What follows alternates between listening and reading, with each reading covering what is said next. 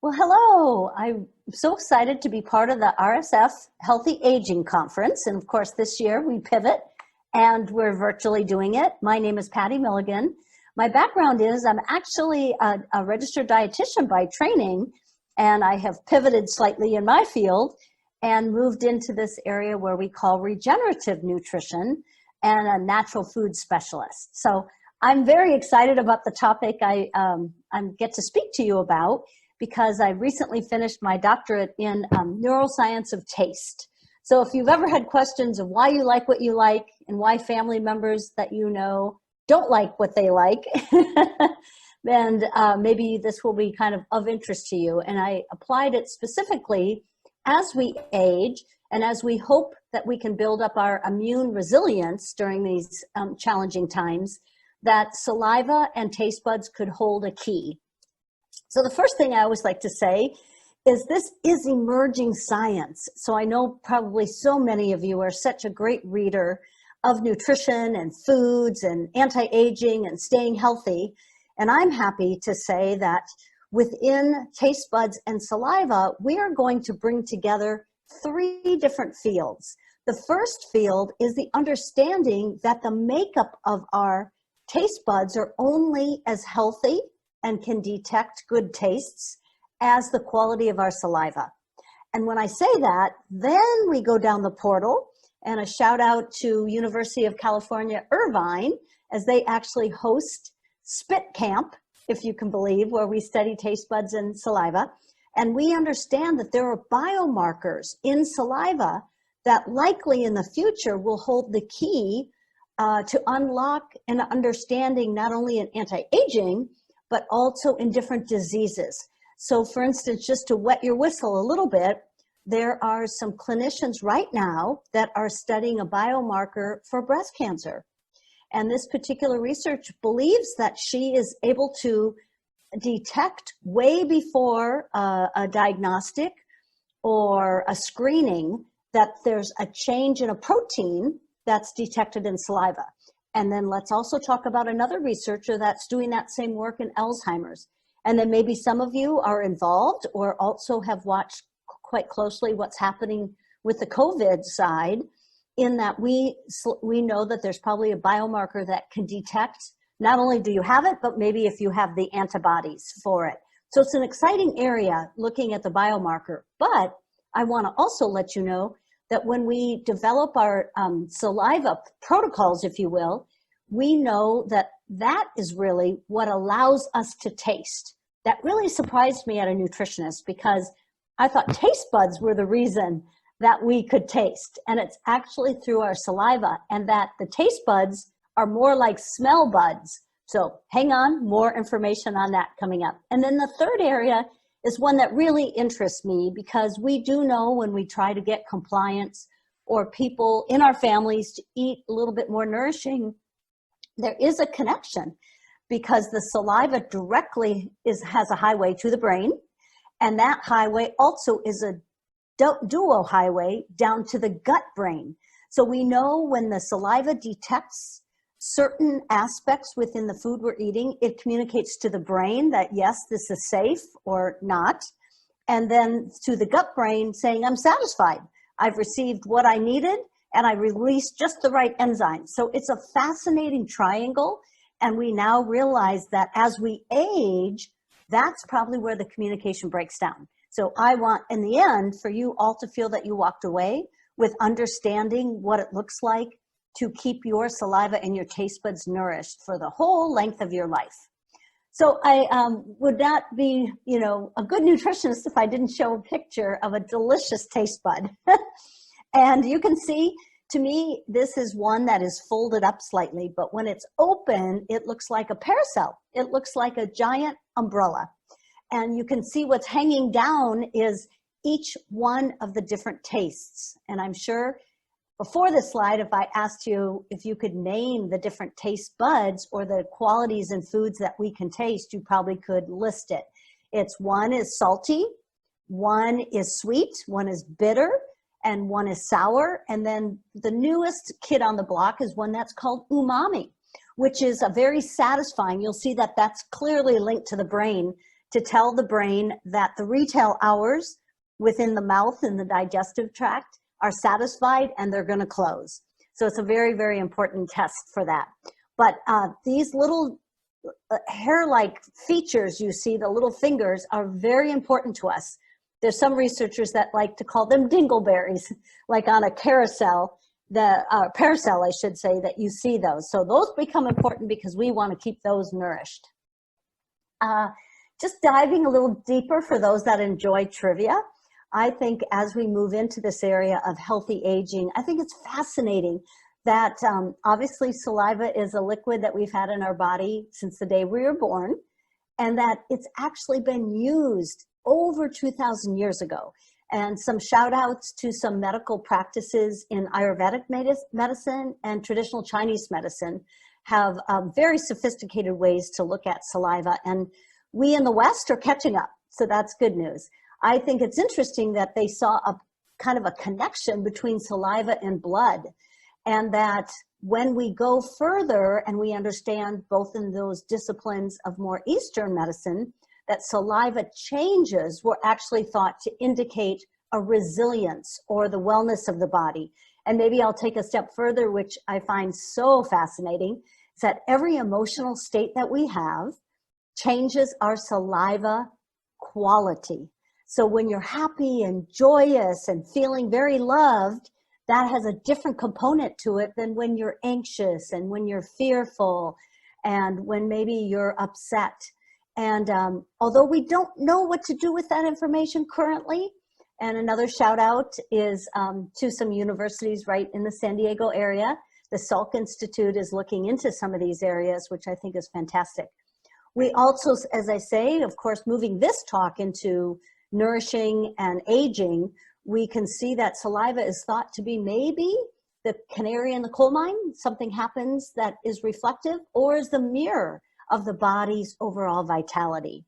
So we definitely know that within our saliva, probably all of you go to the dentist, and you know that not only is he checking your gums or she's checking your gums and your teeth, but that we're very clear that it's part of the immune system. It's a first line defense. We render many things inactive by just the saliva components itself. We also know that within saliva that there's enzymatic activity. So it already starts breaking down the food that we eat. So it's really a good, clear tool for our body's overall health. And I think lastly, it's rather fun to realize that some of us are juicier than others, but on average, we produce 1 to 2 liters per day, and that we recycle a liter. So all of you probably know what a good liter bottle of water looks like, or soda or something.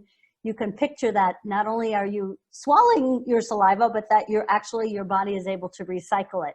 And that it equates in a year to almost 2 bathtubs full, which is really rather daunting when you think about saliva.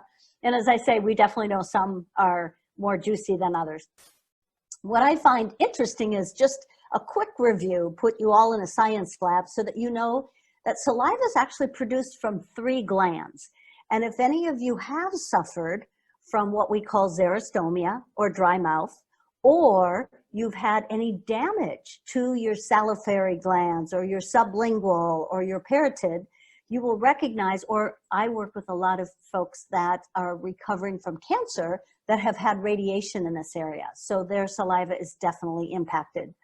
But let's study this for honestly what it does as the overall fabric of the body. I mean, look at this. Saliva production is related to our nervous system. And ANS here stands for your autonomic nervous system, which is the one that has 2 sides, has a gas pedal, which is our adrenaline system, gets our stress system going, and then our relax and rest state. And so isn't that amazing that we can influence saliva production based on what we're feeling from a nervous system standpoint? We definitely know for those of us moving into the holidays, you know, at the end of the year, when you smell some of those traditional smells coming from the kitchen, you already begin to produce saliva. We know that visually, you know, that's why some restaurants who do such a fabulous job with food pictures, that gets our saliva going, as well as I mentioned, our emotional state, I think is quite critical. When we look at the composition of saliva, no surprise, it's mostly water. So your hydration status really makes a difference for how much saliva and the quality of saliva you produce. So I would not be a good nutritionist if I didn't emphasize one more time as we age, the importance of regular hydration every single day, to the point where you hydrate unless your doctor has indicated otherwise, beyond your thirst. You try to get on a schedule of hydrating at least every hour, if not every 90 minutes. And you can see that there's a nice juicy composition of not only the proteins with hormones present and enzymes, but also all the different mineral compositions and the antimicrobial agents. So as we age, I think it's really important that we just take a quick view that this is natural, and we can work with our system quite nice with this. But as we are, again, our systems have been going, quite well for many years, but we do see that saliva production falls. We see that our nervous system tone actually tightens. So in other words, our saliva is actually affected more so with our nervous system changes as we get older than when we're younger. And I think we all can relate to that, in that when you feel emotions, they seem a little bit more intense, or you can't shed them off quite as easy as when you did when you were younger. We definitely know, just due to perfusion of the blood-brain barrier and the circulatory system, that we can suffer, some of us more than others, a reduced oxygenation, and our digestive and immune functions a little slower to action. And then probably a key is that our lymphatic flow is also decreased. And I like to bring this up because, remember, when you look at how we digest food and we also build up our immune system, we have a sewer system. And that sewer system is our lymphatic system. So as you have been taking in different microbes in your environment, and thank goodness they are rendered inactive, there's protein coats, there's trash, if you will, from that virus that is no longer going to hurt you, or from food. There's components in there that your body doesn't need. And all of that trash, some of it goes in our bowel, some of it goes in our urinary tract, but would you be surprised? It all gets flowed into the lymphatic system first. So when we review how that saliva is going to move in our body and how we can adjust that, we're going to pay extra attention to making sure that we also move our lymphatic system. So if we now say, you might be thinking, I really do have a drier mouth than I remember. Or as I mentioned, if you've actually had the diagnosis of xerostomia, there's a whole field of foods that are saliva producing and saliva preservation. And they're called sialagogues. And I'm showing some of the ones, but we'll walk through this. I think it's quite curious that foods that are juicy definitely add to our saliva. So it's probably no surprise that you see carrots and celery and cucumber on here, and apples. But I also want you to pay extra attention to things like lemon, ginger, or cinnamon. That's very saliva producing, as well as coconut water is saliva preservation. And lastly, which is quite nice for a stimulation of our saliva, is chewing on goji berries or dried tart cherries. And then the last category that has really fascinated the researchers is this concept of foods that have an umami taste to them as being saliva producing. And this is quite a category, and one easy way to remember is often it's in soups, or it's in things with mushrooms, with miso, with a protein like a bone broth. Those are foods that are very good for producing and keeping saliva.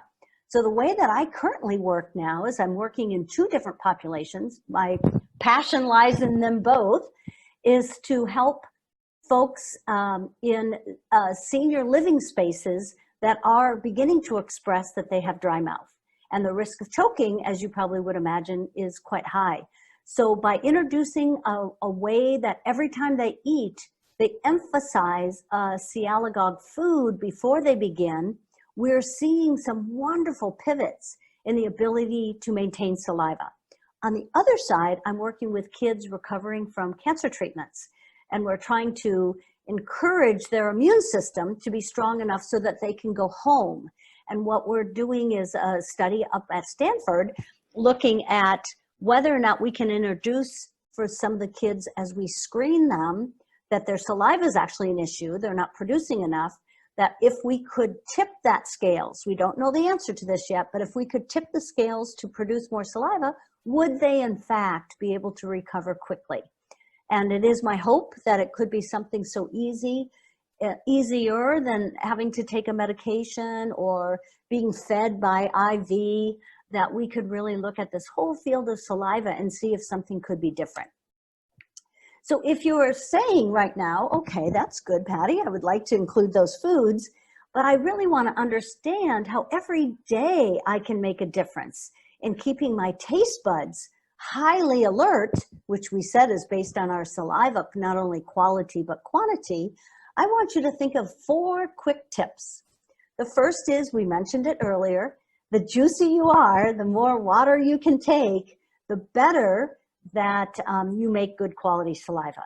And again, the only caveat in any of this is please seek medical care for you personally with a healthcare practitioner that knows you and knows if these guidelines are appropriate for you. So this is only for education purposes. But second, we know that ideally when we eat lighter meals, when we chew thoroughly, and this is always the tricky one, do nothing else but just eat, we trigger that nervous system, the side of our nervous system that is rest and digest. And our body loves to absorb nutrients and build our immune system and use that good quality of saliva when we're in that state. So ideally, not even watching TV, not even looking at your phone, not only doing a crossword puzzle. I know I'm challenging all of you. It's really to sit across the table if you have a loved one with you and enjoy good conversation, or if it's a meal that you're enjoying by yourself, that you tune into the senses, that you get kind of this wonderful quality of what I call art of eating. The art of eating is marrying good nourishment, education, which we know many times what those foods are, with sensory appreciation. So maybe you take out a tablecloth, maybe you add a candle, maybe you actually turn on some music. All of those things I know you would love to do every day, but you're like, I don't want to bother. Please know it actually makes a big difference inside your body and preparing your body for saliva and for digesting your foods. Second is posture. And I'm going to stop right here right now, and I hope you're all putting yourself in good posture, which is what we say belly button to the spine, nice shoulders back, your head is positioned right above your shoulders, right above your hips, and your feet, if you're seated, are flat on the floor. Would you believe we produce better saliva, we breathe better, we digest food better, we're more mentally alert when we're in good posture? I don't think that's any surprise to any of us. It's just that we probably need little sticky notes throughout our house that say posture check, because it's very easy to slump. It's very easy to walk with our head down. And I really want to encourage you, maybe there's 2 places in your house that you could put a posture check sticker to encourage you to have good posture. And lastly, we know that the diaphragm for breathing, and for any of you good yoga masters out there, or any of the good techniques that you've learned, Feldenkrais, to breathe, are really going to go into place here, because box breathing is really thought to align that nervous system. And will you join me for a breathing technique right now? So good posture, I want you to sit up. You can place one hand on your belly and one hand on your chest. And all I want you to do is close your eyes if you're comfortable. Just see where you're breathing. Is your belly going up and down? Is your chest going up and down? Are you going between the two? Just get an awareness of where you're going. Okay, good. Now you can open your eyes. So when we talk about regulating our breathing for not only saliva production, but just being mentally alert, but calm, we do a technique called box. So if you'll join me, you can leave your hands on your chest or your belly. And by the way, breathing wherever you're breathing is right for you right now. I will say the experts say if you're breathing more from your chest, you are in a hyperarousal state. In other words, you've got some adrenaline in your system. If you're breathing more from your belly, that's called the relaxation. That's where you've dialed in more to that relaxation. If you're going back and forth, while you're flexible, you're going between the two. And we change every minute, so you can change your state when you would like. Belly breathing is thought to be over time where we really should breathe. And I always love this. Thinking of a child breathing, a baby, or an animal. Are they not the most relaxed pictures in your mind? So box breathing is we're going to breathe in for a count of 4. We're going to hold for a count of 4. We're going to breathe out for a count of 4, and we're going to hold. So if you'll join me, and sometimes this is challenging because we don't usually practice our breathing. So I will do some counting. I'll do 2 rounds of counting, and then I'll be quiet and let you do 1 round yourself. So breathe in, 2, 3, 4, hold, 2, 3, 4, exhale, 2, 3, 4, hold, 2, 3, 4. Breathe in, 2, 3, 4, hold, 2, 3, 4, breathe out, 2, 3, 4, and hold, 2, 3, 4. Now I'll let you do 1 on your own.